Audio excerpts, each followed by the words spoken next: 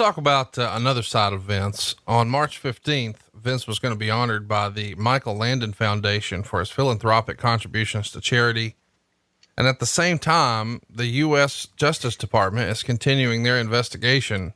This is a weird time for Vince McMahon, is it not? I mean, on the one hand, you're vilified in the New York Post. On the other hand, you're being sued by a wrestler, or you're having charges brought up by a wrestler saying he sexually assaulted you. And oh yeah, the U.S. Justice Department is out to get you.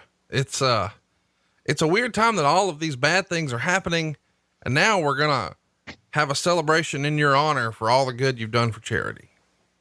Yeah. Weird stuff, man. Weird stuff.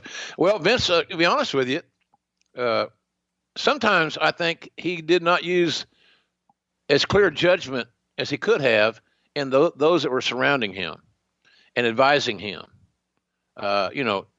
Even he could, I had no issues telling Vince McMahon no. Maybe that's why we ended as we did. But I always felt like it was my obligation to be honest, and I also believe that I had a good aptitude for the business. In other words, I didn't need Vince McMahon to teach me how to do everything in the wrestling business. Did he teach me a lot? Hell yeah, without a doubt. But I didn't come empty-handed. I didn't come without a background. I didn't come without an education or experiences. And so I think that Vince sometimes is hanging around the wrong people. They made bad decisions. He became defiant. He became combative, and he felt like he was the king of the world. He's like on the Titanic, on the king of the world. And he found out that he was not the king of the world, and people were very willing to take shots at him because he had not been really sweet to a lot of people on his way up.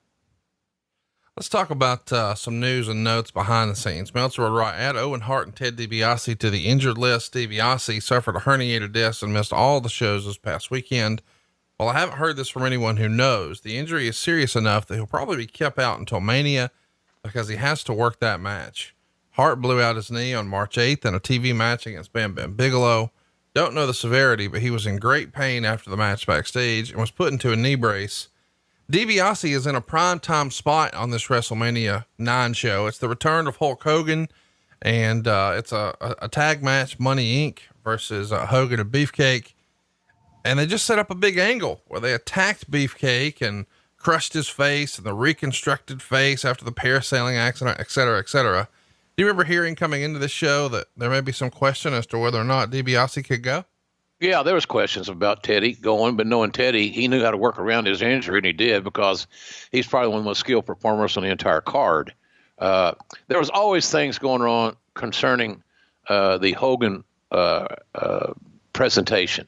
There was always this talk and this secret, and then nobody knows this, and hey, this. It was almost comical, because everybody felt like they're more important if their shit is off the radar. Right. And they're only dealing with Vince, where they're more important.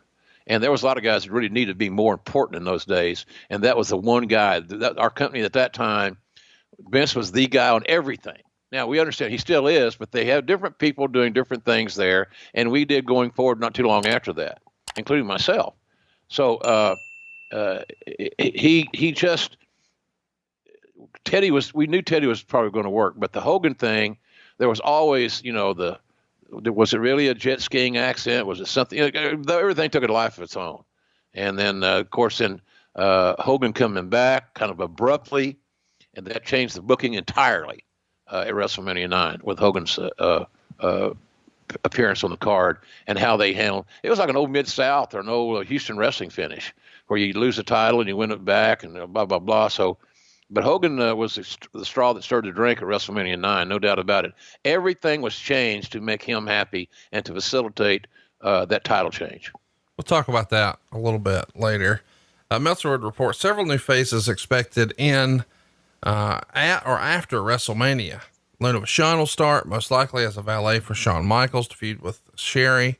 Luna shaved her head and is now being given a new set of extensions for her role as a Bizarro type. Brian Clark, who works for SMW as Night Stalker, was the most impressive of the tryouts in the eyes of those who make the decision and was offered a spot, although he'll be filling out his SMW commitments until that time. That's Smoky Mountain Wrestling, by the way. That's right. And we know that Brian Clark is going to go on to be Adam Bomb eventually. And we also get the news that Kip Sopp and his partner Mike, who had been working as the Lone Riders for Eddie Mansfield, are going to start after Mania doing a cowboy tag team gimmick, who we know are going to become Bart and Billy Gunn, the Smoking Guns. I looked this up, Conrad. As the Long Riders, the Smoking Guns were called Kip Winchester and Bret Colt. Yeah. If that's not an expose about how stupid we fucking are in the wrestling business, Kip Winchester. And I'm Bret Colt, and we are the Long Riders. Bullshit. God, that's old. Whew. Meltzer would later report that Mike Shaw and the Harris twins are also going to be offered a contract. Of course, Mike Shaw is going to come in to be Bastion Booger. The Harris twins were the Blue Brothers. I got to tell you, Jim, this is a weird time in the WWF. Lots of moving and shaking, lots of coming and going. But at this point, we should mention, you're not running talent relations. You're simply on-air talent. Is that correct? That's right. That's all. And that was it. Yeah. Mike Shaw, I had a vision for Mike Shaw in WCW that got hijacked because, I think I made a good call to bring him in. Stu Hart liked the guy. I always believed in what Stu told me. Stu gave him a great recommendation because Mike was a big star there in Calgary as Mock and Sing. I didn't want to get too far away from Mock and Sing. I want a basic, brutal ass heel, and for us in WCW. And all of a sudden, somewhere along the way, it became a quasi-comedic figure called Norman the Lunatic. So now we're making fun of the mentally ill. He hears these voices and has all these headaches. Very, very politically incorrect. And then we took him away from what he did best. And so, in other words, that'd be like signing a guy who said, well, we got this guy at free agency in the NFL. It's all going on now. Big deal. And he's got great hands. He caught 80 passes last year. We're going to bring him in and make him a guard. What? What are you doing? He had 80 catches. He's got good hands. He's a receiver. Mike Shaw is a heel. He's a good heel. He's a believable heel. He can feed a comeback. So, but instead we make him a lunatic and a half-assed comedic figure that never got over, bless his heart. Hey, it's Conrad Thompson here to tell you a little more about what AdFreeShows.com is all about.